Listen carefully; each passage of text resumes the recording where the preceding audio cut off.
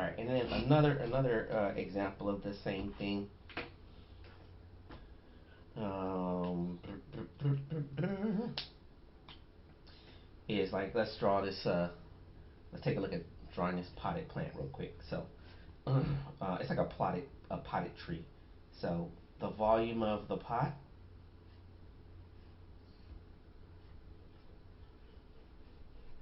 and so keeping in mind we're always thinking broad to specific. There's some internal detail dirt stuff there, whatever, whatever. And the simplicity in the beginning of, because this is a braided branch, but in the beginning I don't really care that it's a braided branch.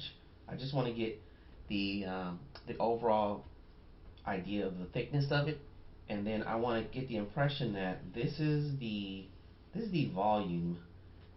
That's the volume of the upper part of how big I think I want it to be. I don't know 100% for certain that that's the best scale for that, but that's my first impression, right? At this stage, I don't need to come in here with the marker and like try to cut things out, chisel things out. I don't need to, but if that was easier for me conceptually to say, hey, my light source is coming from this angle, and I know eventually that value wise, I do want form to sort of turn somewhere about there, right? It's going to make some of my decision making, very different. Even if I think to myself that based on the size of this branch, that I know around these planes is where I want it to get darker, and then I'm probably gonna drop some shadow inside of this pot, and there will be shadow on the outside of this, and that always for the sake of, I like to drop a shadow on like a floor ground plane because it just it makes things feel grounded and rooted. So if necessary, we could potentially start out with our really thin pen. Ooh, that rhymed. Should be a rapper. Our really thin pen, friend. That's how we do it again and again. And if we need to draw through things, we can always draw through things. Like this is not about precise precision drawing. What I mean by that is we're not trying to be very precious with, like, oh my goodness, I cannot draw through that line. I have to stop at this line to make it perfect. That is not what this is. So in this case, I'm gonna guess of where I think these braided parts would be. So I'm just going to draw in the beginning part of the braiding of one of these, because then later I can come in and figure out the specifics of which one goes where. And then same with this one, I'll come in and determine like, all right, this one's gonna braid back around. I think it has multiple sort of smaller little bits in the braiding too. So I'm just gonna kind of graphically try to figure out how to design this. This is a little bit more symmetrical than I think it needs to be, and I probably would benefit from maybe making that a little bit more organic, having a bit more sort of nodules to it. And then I also want to then reflect in like some of the organic nature of this sort of plant matter that's in here. And I don't know what exactly that stuff is, but we can just make some sort of little lines that indicate that there's matter in there. And I'll probably break a silhouette here too, and maybe put some sort of a lumpy thing there that I might make part of this that's gonna sit in the foreground, just so I can break up the spacing on that. And then even again here with our leaves, we don't need to make this precious. If necessary, we can start to then think about like shape wise, like how do we want to break this up so it starts to feel a bit more plant like, a bit more organic. And this is all just sort of like playing with graphic shape. We don't even need to at this point make this again super perfect, because we can always come back in and float some other like leaf like shapes on there. But right now we're just gonna kind of explore like the graphic quality of this, right? And we can break this up into different kind of shape silhouette reads to make it interesting. It doesn't have to be precious or precise, because the more you get to the point where you're kind of wrangling with and you're fighting with trying to make things like super super precise, right? You're going to be fighting the just the design component and the design part of it too, right? So we can get here and say, okay, I know now that I want to make it look like that most of these leaves are going to be sitting in the light. So we can kind of plan for like some leaf-like shapes, recognizing that these are going to be the top planes of where the light is, and the other part of this is going to fall into shadow. And we'll just use a marker to indicate all of the shadow stuff.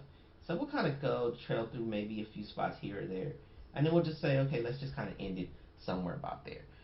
For the sake of your average sort of tree, they typically don't have distinct separation between just the light and the shadow side, especially in the leaf areas. So we could come in here and maybe break up a few more areas of where we might want to just throw in, like, let's say, okay, there could be some other areas of light and shadow, so let's just assume that potentially there's light and shadow in here. All right, and let's just, for the sake of, say, visually, it might be interesting if graphically we can kind of break up a couple little smaller areas too, just so we get the idea of like a small, a medium, and a large, for visual design sake. You can, again, you can come in here and you can offshoot like a couple little like leaves to make this feel a bit more, natural and organic. Keep in mind you don't want to just do like a one leaf here, one leaf there. I want to break this up so visually it doesn't look the same, but that there's contrast and differences. Even on here, we can just say let's kind of do some maybe groupings of that. There's a grouping of some leaves down here that kind of are sitting down there, and we'll come in and we'll just start putting in some of this marker work really early, so we can get an idea as to whether or not the graphic shapes that we're creating reads. You could also, quickly come in with the marker and just make these graphic shapes too, and then come back in and give them emphasis with the pen as well. There is no there's no one right way to do this, and I think that's the most important thing that you want to adopt in whatever you're doing, is that there is no, hey, this is the way. And the more that you're drawing and the more you start to identify your process of how you do things and how you like to do things, and the what makes sense to you, like the easier this stuff starts to become, right? And so in the idea, the goal, the process for me is going to be, I want to break these things down into shapes to expedite the process of my decision making, so that it's not long, laborious, time consuming, and that it's not taking an exceptional amount of time to make decisions, but that the decisions can come pretty quickly, and to a certain degree that there's a fluidity to the decision making, and I don't have to, be as meticulous and uptight, because these are, for all intents and purposes, these are still sketches. These are not supposed to be super polished precision drawings. And if you can get to the place where you start to feel comfortable with that you have different levels and speeds at which you draw, it is going to ultimately make your process of drawing and designing a lot faster and a lot more efficient. Let's put a couple just little spots of where maybe and I do want to be careful not to overdo this and make it too busy, because there's always a temptation to want to overwork these drawings and obsess over, some of the design and some of the aesthetic of things. And so I'm gonna hit a couple more little. I want to hit some angles on this to make this really sit on top of the other one. And then I might even just add a little extra textural bits to make it, feel a little bit more tree-like. And then on this side, we'll add some of the same sort of stuff. And then we'll get a bit more value as it gets down further into the dirt area. And we'll also add just a little bit more value around here, just to give a little added dimension. And maybe around here too, because this is coming towards us, and this is a shadow side, and we want this lit to read like it's closer to us, then we'll give it more contrast, and we'll kind of pet the line a little bit more to make it feel heavier and to give it a bit more thickness. And we'll do the same thing with this part right here too. We'll give that a little bit more weight, not all the way through, just at this very, so probably from there to there, not all the way to the edges, because we just want the part that's closer to us to have more thickness. And I changed my mind. I'm gonna overlap this, and I'll just make this part feel a little bit more nodulary, and then I will let that part overlap here. And I'm trying to add that extra bit of organic feeling to it. And I'm gonna make this wrap up here so that the volume on that is clear. And I'm gonna find a couple spots like in here to kind of add that little extra bit of wrap around to give it the dimension that I really want. And so in some of the more shadow parts where it's a little darker, I'm gonna add just that little bit of wrap around to add that extra degree of dimensional quality to it. So in here, because this is a bit more of the underside of that, I'm gonna add in, and on this one too, I'm gonna come in and put a little wraparound. And these wraparounds are more or less like notes for yourself to think construction wise, like what is the buildup of that. And again, I'm putting them in the darker parts. And then let's kind of edge this with a little bit of a light to make the dimension and to make where the overlaps are a bit more clear. So we'll make the overlap a bit more clear, and then even on here we'll add just a little bit of light to give that emphasis, maybe a little bit of light right here, and we'll just add the transition so it feels like, yeah, that resonates.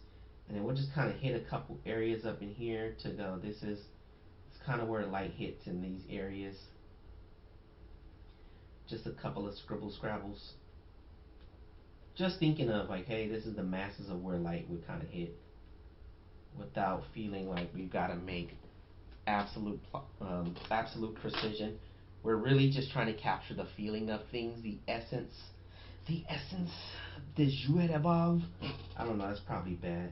I don't think that was even sort of proper French. So sometimes I come back in with this Prismacolor just because I like the texture that it makes, and I like the value that it punches in. This is not an absolute. It's not a necessity. But I do like the softness that you can add when you drop in a little bit of that Prisma magic. The Prisma magic. Plus, I love mixed media too, so that's a thing too. Like artistically, when you start to recognize what your preferences are, it can definitely help you in your decision making as you do these things. So again, that's the process. Broad shape. This is basically a sphere. If we know on a sphere where our light source is and then our core shadow, right? Problem solved. And this is almost every tree. There's just different degrees of the shapes. So anytime you're drawing any sort of tree-like shape, especially when you get to the top parts of where the leaves, the foliage is, it's always a matter of just looking at it as either it's a one simple shape, or it can be potentially like a combination of multiple shapes, right? So this can, and then like let's say our branch, then we have branches that would then somehow connect to that in different ways in different manners. That maybe leads to, again, a much larger branch. And then it's deciding on like what's the underside of that. Is this the underside? And if that's the underside, does that all fall into value? And how does that value read? Like, does this part sit in front of that? So then it becomes a matter of ordering the space and deciding on like this part, sits just behind this part. Like this part, if we give it more of an organic sort of tree-like, leaf-like shape, and say that this part has, in terms of ordering space, that this one sits in front of that one, which this one would sit in front of the other one that's also behind that. So we can then start to give these more organic shapes and make them feel more like tree, bush, shrub like. And we can add the little hatch to give value, right? And then we can start to decide, same thing, we can then add a couple little like leaf like shapes on the outside of the silhouette to break that up so it feels more more more branch-like or more leafy. And then again, we can just determine value-wise, like how we want to have the value sort of hit and sit in there, and then determine like the overhang potentially on, other leaf or leaf-like patterns and grouping, and then decide what we're going to do with the branches and how those branches, connect and resolve back into the main part of said tree. So whatever we're drawing, if we can think of them as more simple things, we can always go back in and add in, the more layers of complexity, especially because we're working in more of a sketching sort of style and methodology, that it does afford us that extra bit of freedom to, give things more dimension, to play around with things, and to quote unquote have fun with just shape and shape play, as opposed to we're trying to reproduce one to one. Like, these exercises are not about copying one to one. Let me say that one more time. These type of exercises that you're practicing, even when you're studying from life, your ultimate goal is not to match one to one. To look at this plant and try to draw every single leaf. That is not what you're trying to do. If you're drawing a cactus, your goal is not to look at this cactus and try to determine and count every single one of those spines, and it's not to count every single one of those ridges. Your goal is to get the feeling impression on the shape design and to get the textural elements and decide on how you're going to handle rendering said textural elements. And you can even see there's clearly a contrast between these two things, even though they're drawn with the same tools, because there are textural differences that are not going to be the same. But the thought to the volume and form of these things is still being thought about and is still being handled and rendered with some degree of fidelity. So that's ultimately the goal with these sort of sketchbook drawings while you're studying, is you're not trying to study absolute accuracy, you're trying to study how you can incorporate, utilize your shape design, your texture, and your form to give things dimension, and to be able to draw them rapidly and to draw them with the design sensibility in mind.